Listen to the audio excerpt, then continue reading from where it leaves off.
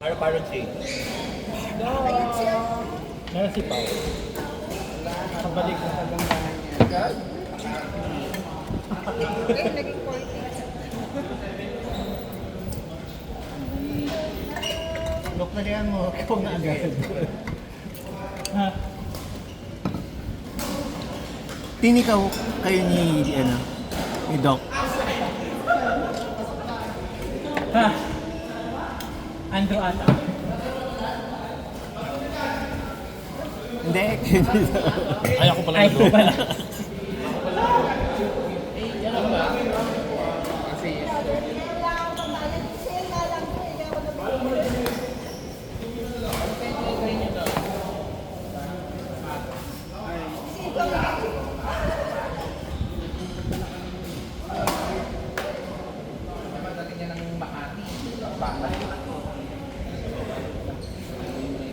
nakita kita Lois isang beses. Saan? Sa may, ano ba, street yun? Around QC. Oo, sa may Timog. Ay, tingnan nga kasi ako nag-work. Ah, Baka mag-field na ako. Anong araw? Monday? mga ganon. Oh, Monday kasi Basta weekdays. Pag Monday kasi sa office ako, tapos Tuesday to Friday, kung saan-saan. Anong field mo? Field. Raw material. Ang mga paints, construction. Tapos ang mga target market ko, mga mano. Manufacturing ng pintura.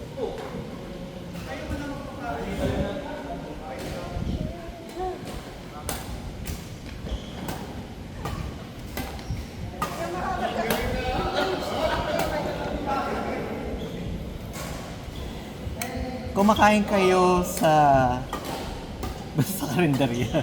Kalimutan Sa ko. karinderya. Ay, baka bumibili kami ng ulam nun pag lunchtime. Ah. Doon kami bumibili, tapos umakit kami ng office. Bumibili kami sa may, ano ba Street, yun? nakalimutan ko yung street. Di ba Timog? Tapos dito yun eh. Oo. Sa may street ng BDO. May BDO sa kanto. Tapos doon. Video ba yun? Ah, yung tawid, yung Metrobank tawid. Oo, Petrobang yun. Tawid. Oo. Doon nga. Pag Monday yun,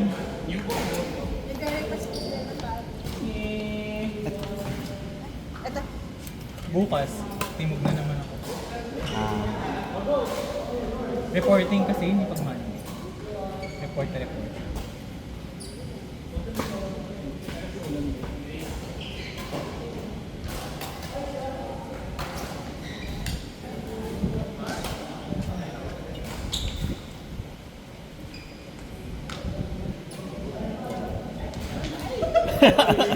Yun lang.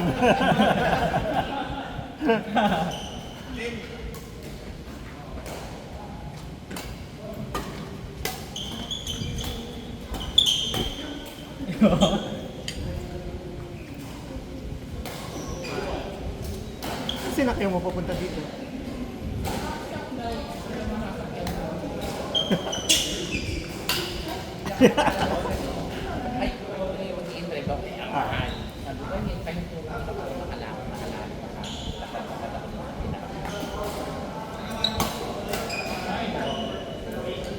Ayaw mo GSL? Yung green. Ata rin.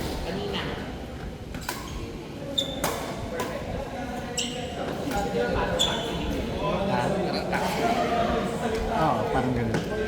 Kasi, Wala siyang peaks. Wala.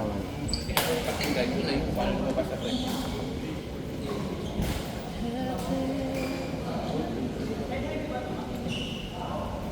Oo, feel ko na-scam ako dun sa GSM na yun. Kasi yung bibigay sila ng range. Ah. Tapos kung ano yung pinaka-maximum, more or less doon. Oo nga. So dun hindi eh. never na nagiging yung True. minimum.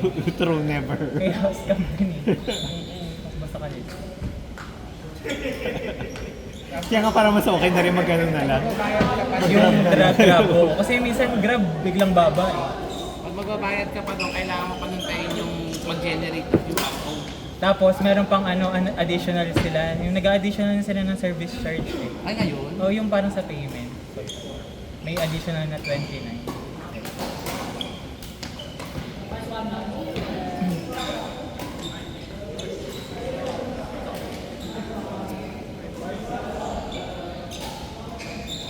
Minsan nagra-run din ako dyan. Na? Yung triangle ng Timog.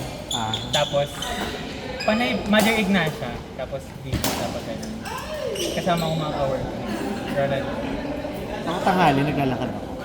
Ay, tanghali? Grabe naman yung tanghali. Kaya after work. Kaya nga. Kasi yun lang yung... Pag ikaw na-hit. Kaya kita nakita, naglalakad ako. Ah, okay. Bakit ka naglalakad? Araw-araw ako naglalakad. Exercise. Exercise plus pakamatay. Parang 5 taon ko nang ginagawa yun every tanghali. Oo, before shift. Kaya nga paitim ako ng paitim, di ba? Dapat sa umaga. Bata ko. Ha? Umaga. Girl, tulog na tulog ako ng umaga. Pero maaga na ako nakakatulog ngayon. Oh! Dati kasi nakakatulog ako mga alas 5, alas 6 ng umaga. Pero may maaga na mga alas 2. Anong oras ba tapos? Alas, ngayon alas 11. Ang mga gano'n, ba 11? So, anong oras ka dinadalaw ng anto? Mga 12 ngayon. Ngayon? Ay, uminom ako ngayon ng ano. Ay, pero ngayon hindi ako uminom masyado. Ano, melatonin na ZZZ clear. Pero ilang percent ng melatonin? May percent yan eh. Hindi, may milligram. Ay, yun nga, milligram. 5 at. Ay, ang taas na. Mataas ba? Oo. Kaya pala nakakantok ko bigla. Parang 30 minutes na tulog na ako. Dapat kasi yung mga ganun na parang nagsisimula pa lang mag-take mga 1 to 3 milligrams lang. Pagka tinataas. Dati, Di ba? Diyan ka nagsimula. nagsimula ako 3 milligrams dati. Kasi hindi Siguro naman mga effect. 10 years ago. Hindi, okay naman. Okay naman. Kaso, parang after... Ilang hours nagiging Hindi.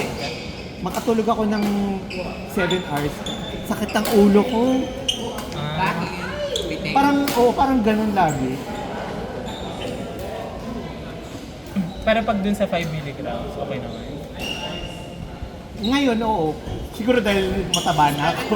Pero yung ginamp mo, 5 from 5 hindi. Ngayon ulit ako nag-melatonin. After Tapos kung 7 kailan years. lang, yung kukuwari, hindi ka talaga makatulog ng mag-take. Oo. 500. Hindi, 5 lang. lang.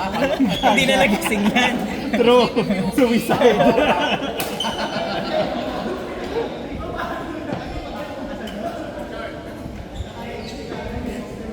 Wait, tingnan ko. Tapos capsule yan, hindi yan yung gummies. Ako yung Gummies ngayon. Gummies. Nasa si Diyos. Sa Pampanga. Oo.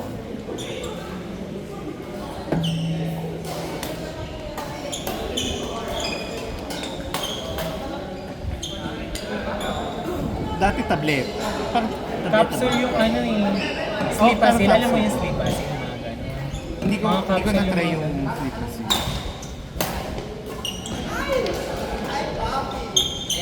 Yun yan! Kailangan ko kukunin mo na kaya hindi ka sinabi.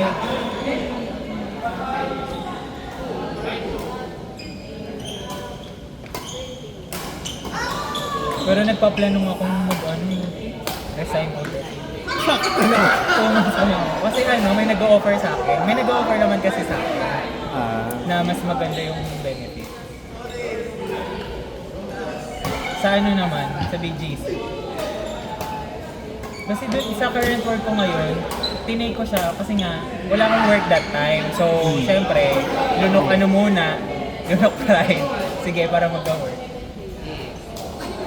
Eh ngayon, parang tinanong ako. Mas maganda yung benefits kasi. Doon ako nasisilaw sa benefits.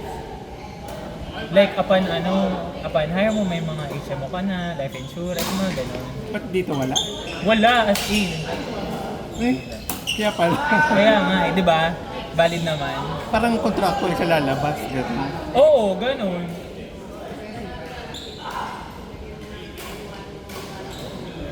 Valid ba yun? 2 months pa lang. Pero pangit kasi yung sa resume kapag 2 months. Pag 2 Pwede months. mong alisin. Pero kasi Pero makikita ano nila eh, yun sa government mo. Kasi babayaran nila yun eh. Yung, Kunwari, yung sa SSS pag hindi, kung ma-share ko sa'yo na hindi ako binigyan, wala Kung akong hindi, idea. wala sila makikita. Di ba? Pwede mong i-declare Pero na kasi wala ka. gusto ko rin siya i-declare kasi significant work experience siya kahit papano dun sa lilipatan ko. Pwede Related naman. na related eh. Pwede, pero yung susunod... Yung boss ko nga at saka yung ina-applyan ko ngayon, magkaibigan. Di ba? Piratang pirata. Sabi nung nagkumukuha sa akin ngayon, sige okay lang yan, hindi ko muna siya papansinin ng mga isang buwan or isang...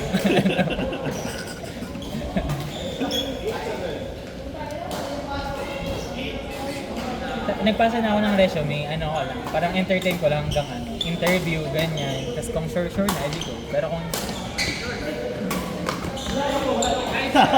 Ang hirap na ngayon ng parking dyan sa Timo, sa TOC. Kasi grabe yung mga ginagawa na, alam mo yun? Oo nga. Diba? Pinapalitan kasi nila yung ano. Ewan ko ba kung bakit nila pinapalitan? Siyempre, kailangan ng Pampawaganda. budget ni Joy. Ay. Meron pa nga sila nalagay sa bulag. Yung dilaw. Yung sa bulag. Alam mo ba yun? Pakita ko sa'yo mamaya sa loob. Yung pang blind, yung susundan ng bulag, Hindi ko alam na may ganun. nilalagyan nila ng...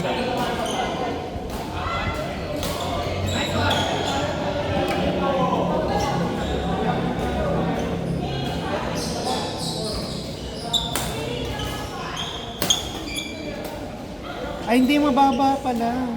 Ano yan? Anong context yan? Hindi yung yung melatonin nung ininom ko. Ngayon? Kasi 1.6. yung gamis lang. Diba? Kasi pag gamis, alam ko, hindi naman kaya ng ganun kataas yan. May grits-grits pa yung gamis mo. Ang tamis nga eh. Kaya parang... Muna yung violet ba yun? Oo. Yung tatag nila. Parang masarap matulog. Kasi kaya ka na matamis. Uy, nag-dive na siya. Dalawang Libero. araw lang. Wala na.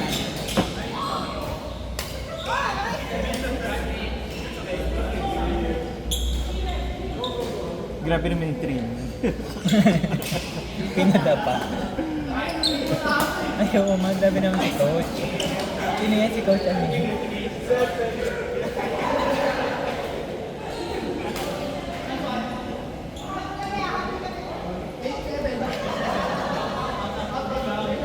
So, ibig sabihin hindi ka pa regular.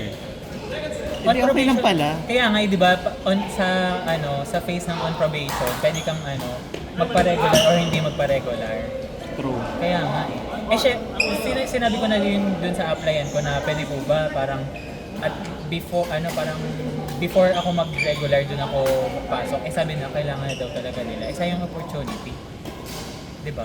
True. Kaya nataturn ako this past week.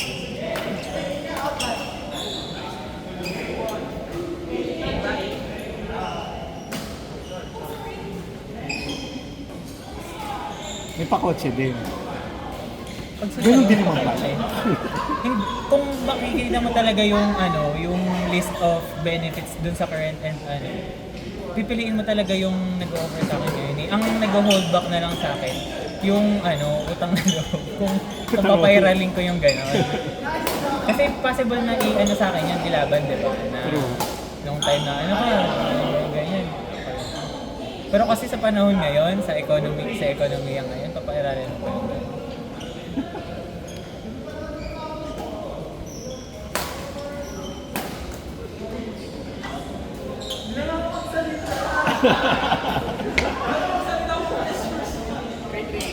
Pero kung ako sa'yo, lilipat ako. Diba? Ang dami na nagsasabi sa akin lahat ng yung...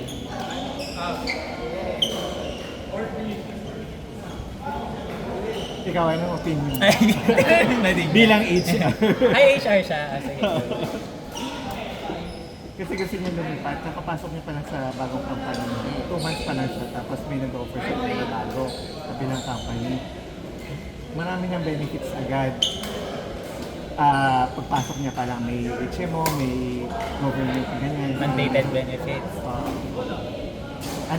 Anong masasabi mo? Tatanggapin niya ba yung nag-offer sa kanya? Ngayon, yung dati mo. 2 months pa lang sila. Ito, backcarriage. Kasi sa benefits, like for example, wala akong government mandated benefits, makukuha ko pa lang kapag na-regular ako. Hindi, may ganun. May ganun talaga. lalo na kapag local company. Yung gusto ko kasing lipatan ngayon, multinational. So parang black and white siya. So kung ano yung sa lahat, ganun din yung benefits. Tapos, yun lang, dahil lang yan. Aside sa benefits, yung nature ng work, unang-una, unstructured sila. Wala silang HR. Yung process magulo, hindi mo alam kung sino yung pupuntahan mo. At di ba? Kung may mga ganun akong experiences, ngayon 2 months pa lang ako, tumagal. Tumagal ka kasi nagkaroon ka ng Shot. sino tatakbuhan mo? Magbibigay sa'yo ng liwanag. Oo. Di ba papalit? Di ba? Yan nga eh. Tapos medyo na-anuhan pa ako, parang 27. Yung government mandated na pag-review, matagal ka na nagpapayan. Dito lang sa... Oh, dito lang na-stop nung nag-ano ko. Gano'n nakatagal 2 months lang? Hindi, ang tagal, no. Kasi almost parang mga 4 to 5 months akong walang work. So, hindi ko rin nahuhulog ganun. Kasi nga na-stop dun sa previous company. Tapos, eto, lagpas 2 months na ako sa work. So, kung susumahin, mga nasa 6 months na ako hindi naguhulog ng government mandated benefits. Ang problema kasi kung wala, hanggang pinaka-dating. Punta na sana. Hindi mo siya magagamit. Yun nga. Dahil nga parang, kumbaga parang na-freeze siya, ganun. Diba? Yun nga rin yung explanation sa akin nung gusto kong lipatan ngayon na lalo na yung work natin lumalabas. So, prone sa, Sa accident. Oo. Yung pala. Diba? Tigil sa'yo na hindi mo siya tanggapin. Ha? Utang alak ko. Yun nga, sinabi ko sa kanya, parang ang nag-hold back na lang sa akin, yung parang utang na loob na during the time na wala akong work, yun yung tumanggap sa akin, gano'n. Kaya lang, ano nga, kung ito naman ang ilangan, sasabihin Diba, ka ba nila? yung reason ko ngayon more on personal, parang selfish ba na pakinggan kung yung makakabuti para sa Kasi, iyo. ano Diba, lang, hindi patas na. lang. Kasi meron sa mga pinampanan na para sa empleyado dapat patas lang. Nakahanap ako ng Yes, magbibigay sa atin ng Oh. magandang Beneficio. benepisyo, di ba? O, galing ng HR yan, no? on an HR perspective. Hindi kasi di ba kapag hindi pa regular, parang hindi pa nila talaga inaasikaso yung mga papel. Ganun sa akin ng contractual ako eh. Pero, dun sa iba, upon hire, meron na agad. So, may mga records ka na.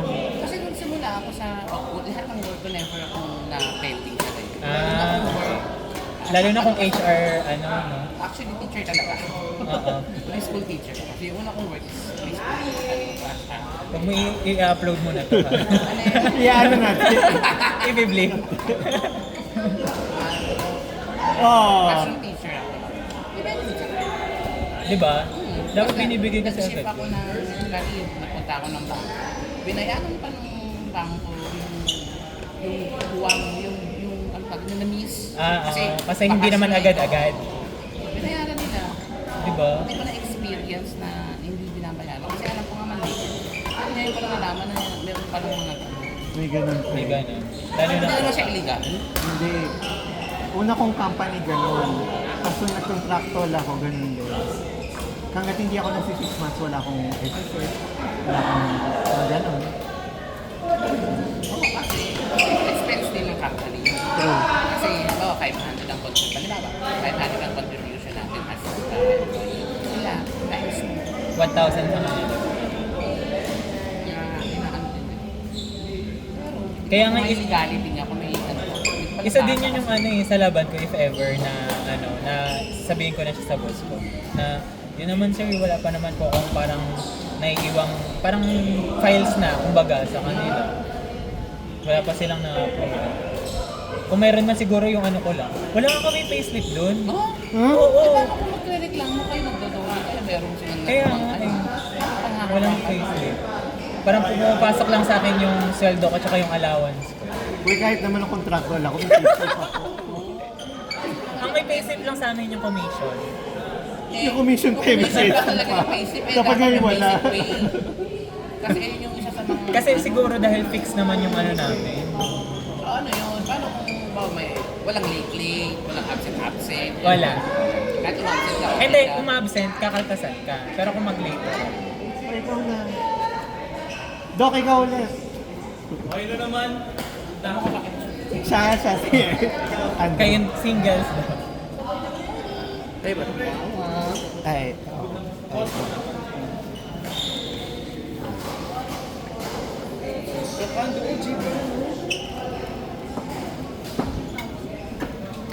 Eh, simple si Ma'am.